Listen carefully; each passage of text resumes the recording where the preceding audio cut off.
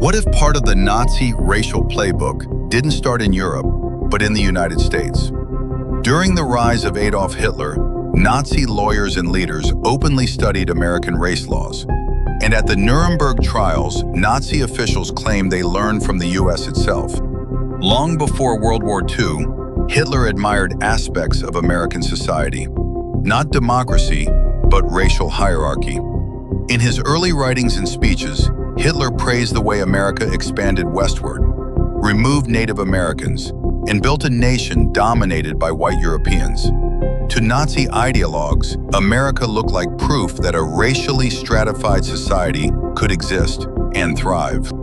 In the early 1930s, Nazi lawyers began drafting what would become the Nuremberg Laws, the legal foundation of Nazi racial policy in Nazi Germany.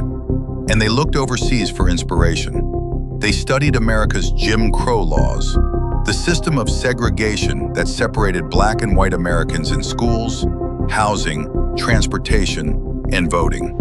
Nazi legal scholars debated U.S. race law in meetings. They examined anti-miscegenation laws, laws banning interracial marriage, already enforced in many American states. To them, the United States had already done something radical. It had made racial inequality legal. Hitler didn't just admire American laws, he admired American people. One of his heroes was industrialist Henry Ford. Ford published anti-Semitic writings that spread globally in the 1920s. Hitler read them, praised them, and even kept Ford's portrait in his office. In 1938, the Nazi regime awarded Ford one of its highest honors for foreigners. To Nazi leaders, Ford represented American industry, power, and racial ideology combined. After World War II, Nazi leaders were put on trial in the German city of Nuremberg. During the trials, defense arguments made a shocking claim. Germany wasn't the first to create racial laws. They pointed to the United States.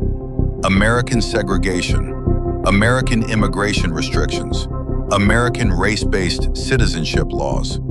The Nazis argued that they had simply taken ideas already used elsewhere and pushed them to terrifying extremes. It wasn't a defense that saved them, but it forced the world to confront a disturbing reality. History isn't simple. Nazi Germany built a regime of genocide and terror, uniquely brutal in scale and intent. But parts of its legal framework were influenced by ideas that existed beyond its borders.